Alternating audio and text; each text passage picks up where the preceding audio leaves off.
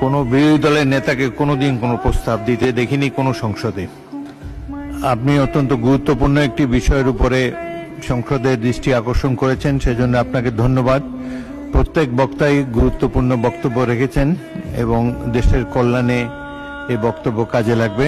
আপনি you take your time, আপনি যুক্তিসঙ্গত যতক্ষণ লাগে আপনি বলুন। তারা সাধারণত মারা গেলে এদেশে এখন আর ফিরে আসে না। এক সময় 2 দিন, 5 দিন, 7 দিন, 13 দিন, 15 দিন পরে তাদের লাশ ফেরত আসত। এখন সবাই বুঝেছে যে এই কাজটা সঠিক নয়, বরঞ্চ তাদের ফ্যামিলি নিয়ে যে দেশে তারা থাকেন এখন তারা চেষ্টা করেন লাশটা যেন ওখানেই দাফন হয়েছে।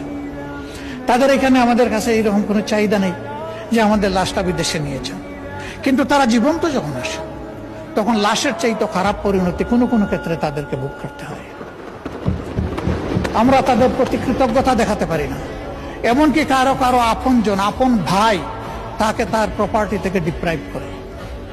এখন ই পাসপোর্ট করতে গেলে এমআরপি এবং আমাদের এনআইডি এই দুইটা হুবহু মিল থাকতে হবে। আমাদের অফিস ল্যাপসেসের কারণে ওই আকার একার নামের একটু অধিক সেদিক, বয়সের একটু সামান্য তারতম্যের কারণে এখন আর ই পাসপোর্ট হচ্ছে না। ফলে আমরা কিন্তু অনেকে এখানে ইলিগাল হয়ে গেছি অলরেডি।